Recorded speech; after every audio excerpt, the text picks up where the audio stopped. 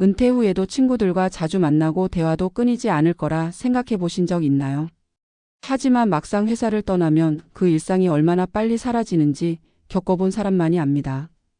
퇴직을 하면 시간이 생기고 마음의 여유도 생길 줄 알았는데 어느 순간 대화라는 게 사치가 되어버립니다. 아침에 일어나면 누구에게 연락해야 할지, 점심은 누구와 먹어야 할지조차 막막해지는 것. 그게 은퇴 후 인간관계의 현실입니다. 오늘은 그 현실을 가장 생생하게 보여주는 한 남성의 이야기를 전해드리려 합니다. 66세 이모 씨, 평생 중소기업 영업직으로 일하며 술자리와 회식이 일상이던 사람입니다. 퇴직을 하면 마침내 자유가 올 거라 믿었지만 그 자유는 생각보다 고요했습니다. 그리고 그 고요 속에서 유일하게 그를 반겨준 곳이 바로 경로당이었습니다. 퇴직 후 첫 몇 달 이 씨는 여전히 습관처럼 아침 7시에 눈을 떴습니다. 하지만 출근할 곳이 없었죠. 현관문 옆에 걸린 출입증을 한참 바라보다가 이제 이게 쓸모없구나 하는 생각이 들었습니다. 그날 이후 그는 매일 동네를 배회했습니다. 카페에 앉아 신문을 보고 공원 벤치에 앉아 시간을 죽이며 휴대폰에 저장된 수십 명의 연락처를 올려다보다가 도대체 누구에게 전화를 걸 수 있을까 한참 망설이곤 했습니다. 퇴직 전에는 함께 웃고 떠들던 동료들이 있었습니다. 하지만 퇴직한 지 석 달이 지나자 연락은 점점 끊겼습니다. 처음엔 형님 한번 뵈어요 하던 말이 있었지만 그 한 번은 끝내 오지 않았습니다. 퇴직 후의 세상은 냉정했습니다. 명함이 사라지자 사람도 사라졌습니다. 그런데 어느 날 우연히 들른 동네 경로당에서 그는 처음으로 사람 냄새를 다시 느꼈다고 합니다. 누군가가 형님 오셨어요? 하고 반갑게 맞아주었고 이따 점심은 같이 먹읍시다라는 말 한마디에 마음이 녹았다고 했죠. 경로당에는 다양한 사람이 있었습니다. 누군가는 평생 공무원이었다가 은퇴했고 누군가는 장사를 접고 들어왔습니다. 모두 제각각의 이유로 이곳에 모여 있었지만 공통점이 하나 있었습니다.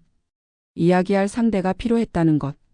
이 씨는 그렇게 경로당에서 하루에 한두 시간씩 머물기 시작했습니다. TV를 보며 세상 이야기를 나누고 함께 장기 한 판 두며 웃었습니다. 누군가는 한가한 노인들의 모임이라고 생각할지 모르지만 그곳에서 그는 다시 소속감을 느꼈다고 합니다. 누군가 자신의 말을 들어주고 누군가가 내일 봅시다라고 말해주는 그 단순한 연결감이 퇴직 후 허전함을 버티게 하는 버팀목이 된 것입니다. 하지만 그 역시 경로당만으로는 공허함을 완전히 메울 수 없었습니다. 그는 이렇게 말했습니다. 이제는 대화가 있긴 한데 그 대화가 내 인생을 채워주는 건 아니더라고요. 서로의 외로움을 덜어주는 정도였어요. 그는 어느 날 경로당에서 함께 놀던 동년배 한 분이 집에 돌아가다 갑자기 쓰러졌다는 이야기를 들었습니다. 그 일 이후 그는 지금의 대화가 얼마나 소중한지 그리고 그 대화를 유지하려면 자신도 노력해야 한다는 걸 깨달았다고 합니다. 은퇴 후 인간관계는 누군가가 만들어주는 것이 아닙니다. 직장이 사라지면 관계도 자연스럽게 사라지지만 그렇다고 세상에서 완전히 고립될 필요는 없습니다. 이 시기에 필요한 건 관계의 재학습입니다. 즉 예전처럼 직함으로 이어지는 관계가 아니라 사람 대 사람으로 다시 관계를 맺는 법을 배우는 것이죠. 많은 전문가들이 말합니다. 은퇴 후 가장 위험한 건 돈보다 고립이라고. 실제로 은퇴자들의 우울감이나 무기력은 경제적 어려움보다 사회적 단절에서 더 많이 비롯됩니다. 사회학 연구에 따르면 은퇴 후 2년이 지나면 절반 이상의 남성이 친구와의 연락 빈도가 절반 이하로 줄어든다고 합니다. 그 이유는 단순합니다. 관계를 유지하려는 의지가 약해지고 불편함을 감수하고 손 내미는 일이 귀찮아지기 때문입니다. 이 씨는 그 이후 매주 월요일마다 커피 모임을 만들었습니다. 경로당에서 만난 몇 명과 함께 근처 카페에서 1시간 정도 대화를 나누는 모임이었죠. 처음엔 다들 어색해했습니다. 하지만 시간이 지나자 서로의 삶을 조금씩 꺼내놓기 시작했습니다. 누군가는 아내와의 갈등 이야기를, 누군가는 아들의 취업 고민을 털어놓았습니다. 이 작은 모임이 그의 삶을 바꾸었다고 합니다. 이제는 누군가에게 내일 봅시다라는 말을 하며 하루를 기다릴 수 있게 되었으니까요. 결국 은퇴 후의 인간관계는 대화에서 시작됩니다. 대단한 일이 아니어도 됩니다. 동네 슈퍼주인에게 안부를 묻고 경로당 옆자리에 앉은 사람에게 오늘 날씨 이야기를 건네는 것. 그 작은 대화가 새로운 관계의 씨앗이 됩니다. 관계는 노력의 산물이고 나이가 들수록 더 의식적으로 관리해야 합니다. 마지막으로 전문가들이 조언합니다. 첫째, 하루에 한 번은 누군가에게 먼저 연락하기를 실천하세요. 둘째, 익숙한 관계에만 머물지 말고 새로운 만남의 장에 나가세요. 셋째, 혼자 있는 시간을 부정적으로 보지 말고 그 시간을 통해 자신을 돌보는 연습을 하세요. 관계를 위해 필요한 건 돈이 아니라 용기입니다. 그 용기를 내는 순간 세상은 다시 대화할 준비가 되어 있습니다. 이 씨는 지금도 경로당에 나갑니다. 하지만 이제는 유일한 공간이 아니라 출발점이라고 말합니다. 그곳에서 웃음을 찾았고 그 웃음이 나를 다시 사람들 속으로 끌어냈어요. 그는 오늘도 커피 한 잔을 들고 내일은 또 누구와 이야기를 나눌까를 생각하며 집을 나섭니다. 은퇴 후 삶의 무게는 고립에서 시작되고 회복은 대화에서 시작됩니다. 그 대화의 첫마디는 언제나 내가 건네야 한다는 걸 잊지 말아야 합니다. 퇴직 후의 시간은 의외로 길다. 아침에 눈을 뜨면 세상이 멈춰 있는 듯 조용하고 그 조용함 속에서 사람들은 자신이 얼마나 사회에서 멀어졌는지를 느낀다. 한때는 매일 수십 통의 전화가 오가고 회의와 보고로 가득했던 하루가 이제는 몇 줄짜리 뉴스 헤드라인으로 시작해 그대로 끝나버린다. 그리고 그 긴 하루의 한가운데에서 문득 깨닫는다. 지금 나에게 말을 거는 사람은 아무도 없다는 사실을. 은퇴 후 가장 먼저 사라지는 것은 명함이지만 그 다음으로 사라지는 것은 대화다. 대화는 관계의 증거이자 사회적 존재의 표식이다. 그러나 직장을 떠난 순간부터 그 표식은 희미해진다. 누구도 나를 필요로 하지 않고 누구와도 만나야 할 이유가 사라진다. 관계의 끈은 느슨해지고 사람은 그 느슨함 속에서 자신을 잊는다. 그것이 은퇴 후 고립의 시작이다. 66세의 이 씨는 그 느슨함을 견디지 못했다. 은퇴 후 처음 몇 달은 해방감에 취해 있었다. 출근하지 않아도 되고 보고서를 쓰지 않아도 되며 상사의 눈치를 보지 않아도 되는 삶. 하지만 그 자유는 생각보다 쓸쓸했다. 그는 집에 머물다 점점 말수가 줄었고 TV에 나오는 사람들의 대화에 귀를 기울이며 자신이 듣고 싶은 말을 대신 듣는 듯한 기분에 빠졌다. 어느 날 아내가 이렇게 말했다고 한다. 요즘 말이 너무 없으세요? 그냥 집에 있는 공기 같아요. 그 말은 칼날처럼 박혔다.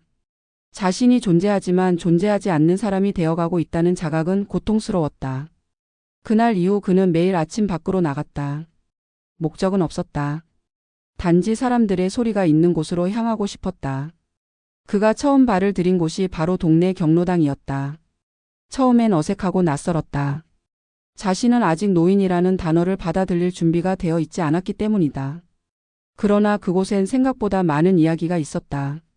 세상과 단절된 줄 알았던 사람들의 입에서 오가는 생생한 목소리. 그것이 그를 붙잡았다. 그는 장기판 옆에서 누군가의 삶을 듣고 점심시간에 함께 밥을 먹으며 조금씩 마음을 열었다. 그리고 깨달았다. 경로당은 단순히 시간을 때우는 공간이 아니라 관계가 다시 태어나는 마지막 사회의 울타리라는 것을. 퇴직 전에는 인간관계가 늘 주변에 있었다. 동료와의 협업, 상사와의 보고, 거래처와의 만남. 그 안에서 우리는 자신이 사람들 속에 존재한다고 믿었다. 그러나 그것은 역할로 맺어진 관계였다. 직책이 사라지면 관계도 사라진다. 진짜 인간관계는 역할을 넘어선 연결이다. 그리고 은퇴 후에는 그 연결을 새로 배워야 한다. 내가 누군가에게 먼저 말을 건넬 수 있는가? 상대의 이야기를 진심으로 들어줄 수 있는가? 내가 필요하지 않아도 누군가의 곁에 머무를 수 있는가? 이 세 가지 질문은 은퇴 이후의 인간관계를 결정짓는 기준이 된다. 많은 은퇴자들이 고립되는 이유는 사회적 관계가 단절되어서가 아니라 관계의 방식이 변했는데 자신만 그대로이기 때문이다. 직장에서는 능력과 지위로 인정받았지만 퇴직 후에는 인간적인 친밀감으로 관계를 유지해야 한다. 그러나 오랜 시간 성과로만 소통해온 사람에게 감정으로 관계를 이어가는 일은 쉽지 않다. 말을 건네는 것조차 어색하고 감정을 표현하는 게 서툴다. 이 씨 역시 처음에는 대화 중간마다 침묵이 흘렀다고 했다. 하지만 어느 날 경로당에서 한 어르신이 이런 말을 건넸다고 한다. 그냥 얘기해요. 여기선 다 친구니까. 그 단순한 한마디가 마음의 빗장을 풀었다. 그날 이후 그는 누군가에게 먼저 말을 걸기 시작했다. 대화는 점점 자연스러워졌고 그 속에서 그는 자신을 다시 발견했다. 은퇴 후 관계는 누군가가 만들어주는 것이 아니다. 스스로 다가가야 하고 스스로 유지해야 한다. 누군가에게 먼저 연락을 하고 만나자는 말을 해야 한다. 그리고 그 만남이 어색하더라도 계속 이어야 한다. 인간관계는 시간의 투자가 아니라 관심의 지속에서 비롯된다. 젊은 시절엔 시간이 부족해서, 나이 들면 용기가 부족해서 관계가 멀어진다. 그러나 관계의 본질은 변하지 않는다. 내가 먼저 손을 내밀 때 세상은 여전히 누군가의 손을 잡아줄 준비가 되어 있다. 심리학자들은 말한다. 인간은 하루 평균 최소한 3번의 사회적 교류가 있어야 정서적 안정감을 유지한다고. 하지만 많은 은퇴자들은 그 기본적인 교류조차 하지 못한 채 하루를 보낸다. 아침부터 밤까지 아무와도 말을 하지 않는 날이 쌓이면 사람은 자신을 점점 투명한 존재로 느끼게 된다. 그렇게 마음이 다치고 세상은 멀어진다. 이때 필요한 건 대단한 모임이 아니다. 단 한 사람이라도, 단 한 문장이라도 괜찮다. 오늘은 날씨가 참 좋네요라는 말 한마디가 하루를 바꿀 수 있다. 이 씨는 이제 경로당뿐 아니라 동네 주민센터의 봉사활동에도 참여한다. 아이들 등하교를 돕는 자원봉사자로 일하면서 매일 새로운 인사와 웃음을 나눈다. 그는 이렇게 말했다. 이젠 내가 누군가에게 인사할 이유가 생겼어요. 그것만으로도 하루가 다릅니다. 그의 말은 단순하지만 깊은 의미를 품고 있다. 관계는 누군가의 필요를 채우는 것이 아니라 누군가의 하루에 존재하는 것에서 시작된다는 것이다. 은퇴 후의 관계는 경제적 여유보다 더 중요한 생존의 문제다. 재정이 부족하면 생활이 어렵지만 관계가 단절되면 삶 자체가 무너진다. 인간은 사회적 동물이고 대화는 그 존재를 확인하는 언어다. 말이 없어진다는 건 곧 나 자신이 사라진다는 뜻이다. 그러므로 은퇴 후의 첫 번째 과제는 대화의 회복이다. 가족과의 대화, 친구와의 대화, 낯선 사람과의 대화. 모든 대화는 내 마음의 온도를 높인다. 이제는 묻고 싶다. 오늘 당신은 누구와 대화를 나눴는가? 혹시 하루 종일 침묵 속에서 지내고 있다면 내일은 단 한 사람이라도 먼저 안부를 건네보자. 그 한마디가 당신의 세상을 다시 열어줄 것이다. 경로당에서 시작된 이 씨의 작은 대화가 그의 인생을 다시 움직였듯이 우리 모두의 삶도 누군가와의 말 한마디로 다시 따뜻해질 수 있다. 은퇴 후의 고독은 피할 수 없지만 고립은 선택이다. 누군가에게 다가가려는 마음, 그것이 인간관계의 생존법이다. 결국 사람은 관계 속에서만 살아있음을 느낀다. 대화는 우리를 다시 세상 속으로 불러내는 다리이자 나이 듦을 견디게 하는 가장 인간적인 힘이다. 그리고 그 다리를 건너는 첫 발걸음은 언제나 내가 내딛어야 한다.